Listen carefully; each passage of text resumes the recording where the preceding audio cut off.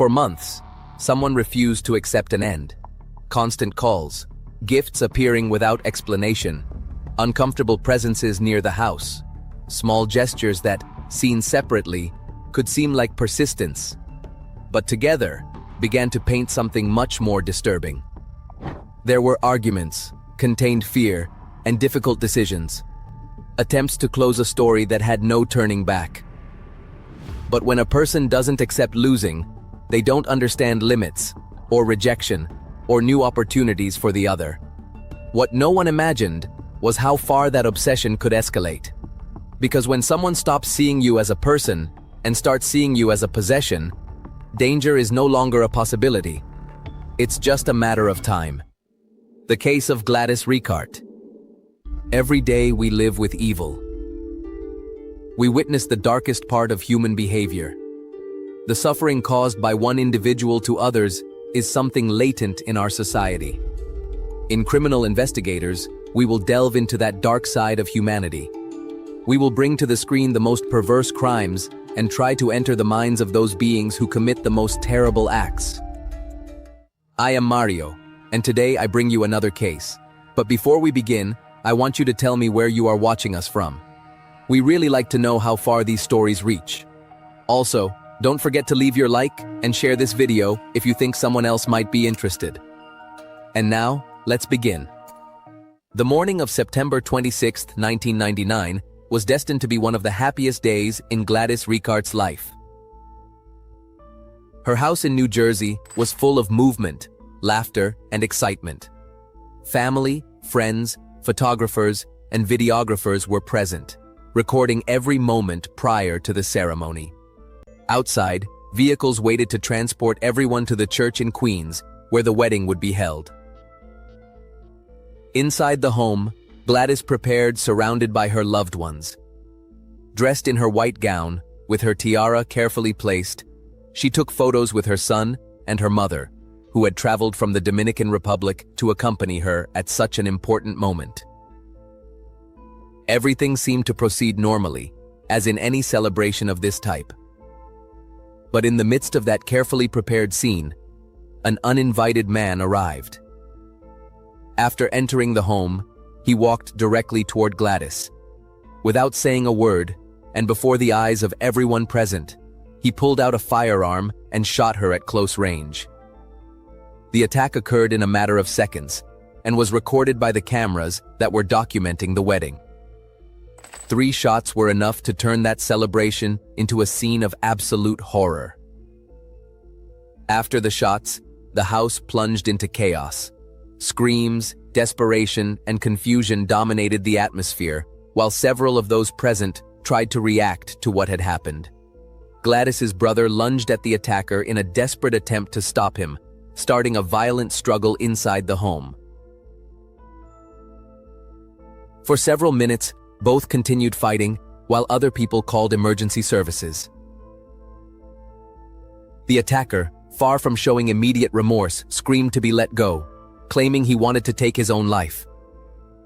The tension was extreme, and the situation remained out of control until the arrival of the authorities. When the police and emergency teams finally arrived, they managed to separate those involved and proceed with the arrest. At the same time, paramedics tried to revive Gladys, but the efforts were futile. The wounds were too severe. Minutes later, she was declared dead at the scene, still dressed in her wedding gown, in the same house where minutes before she was preparing to get married. News of the crime began to spread almost immediately. Television cameras quickly arrived at the scene, and within hours, the case was already being broadcast by local media. What had happened was shocking, not only because of the violence of the act, but because of the context. A woman attacked on her wedding day, with the crime recorded on video. Gladys's family faced the tragedy in different ways. Her sister Norma found out from the news and ran desperately to the house. Meanwhile, at the church, the groom waited, unsuspecting of what had happened. At first, he believed the delay was a normal part of the preparations, but when he finally received the news, the day that was supposed to mark the beginning of a new stage turned into an irreparable loss. The contrast between the expectation of happiness and the brutality of the outcome made the case deeply disturbing for everyone involved. In a matter of minutes, a celebration was transformed into tragedy, and a story that was just beginning to be written was abruptly interrupted before everyone's eyes. Behind that brutal scene that interrupted a wedding and shocked everyone present, there was a life story marked by effort, resilience, and postponed dreams. Gladys Ricart was not just the woman who fell that day dressed as a bride. She was the result of years of sacrifice, difficult decisions, and a constant search for stability. She was born on October 15, 1960, in Tamboril, in the province of Santiago, Dominican Republic. She grew up in a humble family headed by her mother, Ana Rosario, who raised her alongside her siblings in an environment where family unity was fundamental. From a young age, Gladys stood out for her empathetic character and her way of relating to others, being especially close to Norma, her older sister. Since adolescence, she was clear that she wanted to build a different life. She dreamed of improving herself professionally, but also of something more intimate, forming a stable family and having a wedding like the one she had always imagined. That desire, which seemed so distant in her early years, became one of the motivations that would guide many of her future decisions. However, life took an unexpected turn when she was just 18. After a relationship that didn't work out, Gladys became pregnant. The following year, she gave birth to her son, Davis, without the support of the father, who never took responsibility for the child. That situation forced her to completely rethink her plans. To care for her son, she put her studies aside and began working, taking on the sole responsibility of raising him. Although the path was not easy, her son became her main driver. Despite the difficulties, Gladys found in motherhood a reason to keep going and a source of happiness that contrasted with the limitations she faced. Over time, she began to contemplate the possibility of emigrating to the United States. Her sister Norma had already established in New York, and other family members had also followed that path. Gladys understood that this could be the opportunity to offer her son a different future, so she began saving money with that goal in mind. In 1983, at 22, Gladys managed to gather enough money to emigrate to the United States, though she had to make one of the most difficult decisions of her life, leaving her son temporarily in the care of her mother in the Dominican Republic.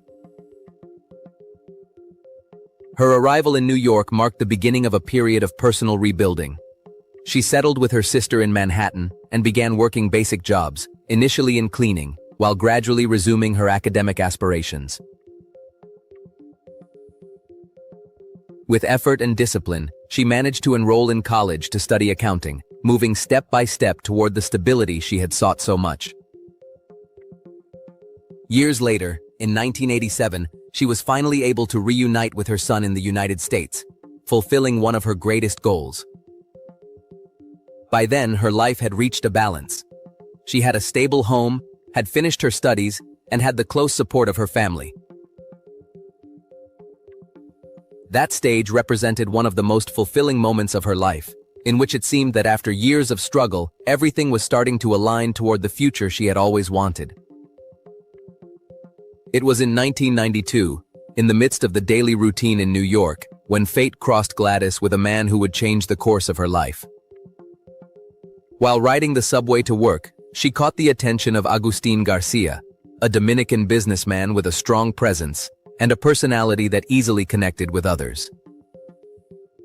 Agustin was several years older than her and had built an apparently solid life in the United States. He had emigrated as a child and over time managed to establish multiple businesses, in addition to becoming a recognized figure within the Dominican community in New York. His public image was that of a successful, charismatic man committed to the progress of his people. That first meeting on the subway quickly led to a fluid conversation. Before Gladys got off the train, they had already exchanged numbers and agreed to meet again. From that moment on, Agustin began to court her persistently. constant calls, expensive gifts, outings to restaurants, and experiences Gladys had not had before. Gradually, the relationship consolidated, and what began as a daily coincidence transformed into a romantic bond that seemed to progress quickly. Over time, the relationship became more serious. About a year after they started dating, Agustin proposed that they live together. She accepted, hoping to continue building a life project together. However, there was something fundamental that didn't quite fit. Gladys wanted to formalize the relationship through marriage, while Agustin avoided that commitment. During their time living together, difficulties began to arise, especially in the family environment. Agustin's children and Gladys's son could not adapt to each other, generating constant tension within the home. Gladys tried to mediate, convinced that over time the situation would improve, but the conflicts persisted.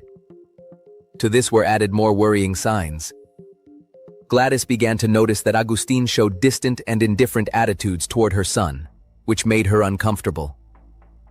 Although she spoke about it with her sister and tried to handle the situation with patience, the dynamics within the relationship slowly began to deteriorate. Finally, after 2 years of living together, she decided it was best for them to live separately. A decision that Agustin accepted, though not without emotional resistance. Despite the separate homes, the relationship continued. In fact, to the outside world, Agustin continued to present Gladys as his wife, reinforcing the image of a stable couple to the community. However, in private, the reality was very different. Gladys began to discover repeated infidelities by Agustin, which deeply affected her emotional state. That cheerful and optimistic woman began to change, becoming more reserved and sad. Added to this was an increasingly controlling and possessive behavior on his part, which generated frequent arguments. In the midst of one of those confrontations, the situation escalated to an alarming point. Agustin threatened her with a firearm. That moment marked a major break in Gladys's perception of the relationship. It was no longer just about relationship conflicts, but about an environment that was starting to become dangerous. Definitive confirmation came in 1998, when Gladys caught him in a compromising situation with another woman in his office. That was enough. She decided to end the relationship for good, and, along with her family, closed any door to Agustin, without imagining that this decision would be the start of an even more disturbing phase. After the final breakup, Gladys tried to rebuild her life away from Agustin.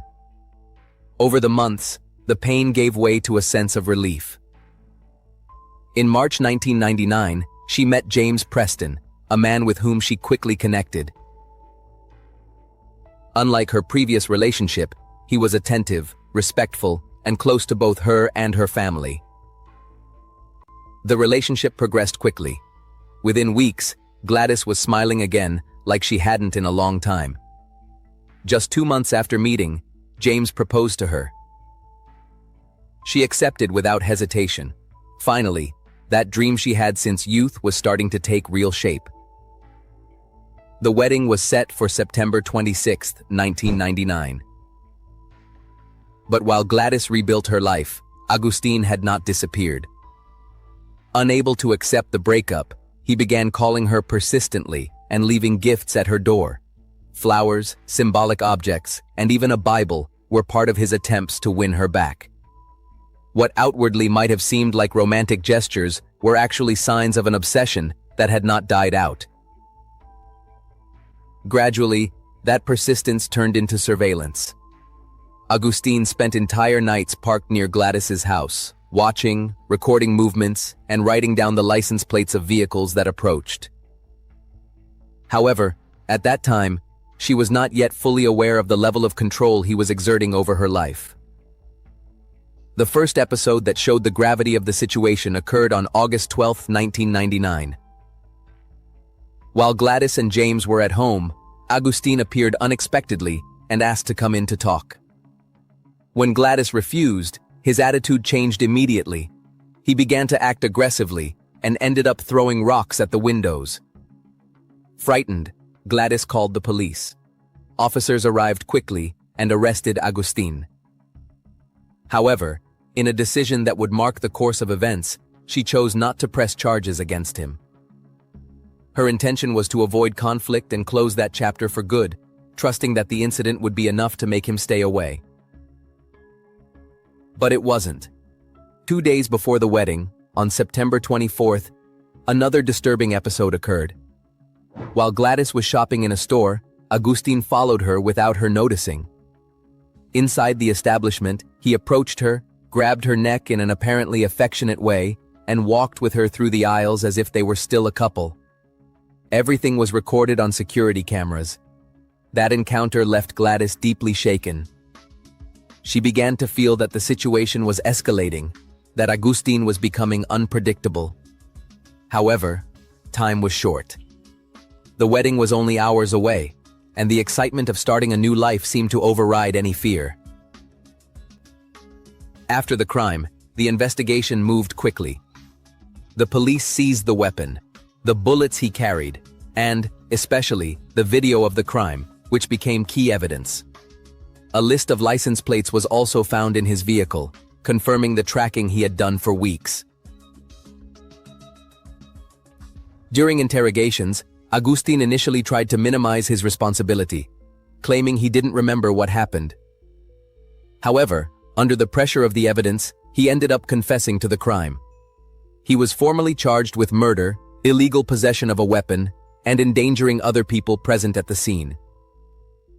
He was held on a bail set at $5 million. The case quickly took on a media dimension. The defense began an aggressive strategy trying to discredit Gladys's image. They claimed that both maintained a secret relationship and that the crime had been the result of an emotional outburst. They even sought to have the crime considered manslaughter, which would have considerably reduced the sentence. However, during the trial in 2001, the presentation of the video completely changed the jury's perception. The images clearly showed that the attack was direct, without provocation or self-defense. On October 23rd of that year, Agustin was found guilty on all charges. Months later, in February 2002, he was sentenced to life in prison with the possibility of parole after 30 years. The impact of the case transcended the judicial system. Gladys's story gave rise to the Bride's March, an initiative that became a symbol of the fight against domestic violence. Year after year, women dressed in white remember her story, not just as a tragedy, but as a reminder of the signs that are often ignored until it is too late. Gladys Rickardt's case left behind more than just a conviction. It exposed decisions that, although understandable at the time, ended up being decisive. Not reporting, minimizing the harassment, believing that time or distance would be enough. These are patterns repeated in many similar stories, and almost always, by the time they are understood as a real threat, it is already too late. It also showed how a public image can distort the perception of violence. A successful, respected, and well-positioned man managed to make part of the community doubt the victim and empathize with the aggressor. That narrative not only re-victimizes, but makes it harder for others in similar situations to dare to speak out or seek help. Because in the end, this was not an isolated or unpredictable event. It was a clear escalation that advanced step by step until ending in tragedy. And as long as those signs continue to be ignored, justified, or underestimated, stories like Gladys's will keep repeating. And well, dear audience, that's it for another investigation. What do you think of today's case? We would really like to read your comments, as your opinion on the cases is very important to us. Please remember to always do so with the utmost respect, both for the victim and for other viewers and us, as we will be reading them. Before you go, leave your like and subscribe if you haven't already. Also, don't forget to share this video if you think someone you know might be interested. See you in another criminal investigation. Goodbye.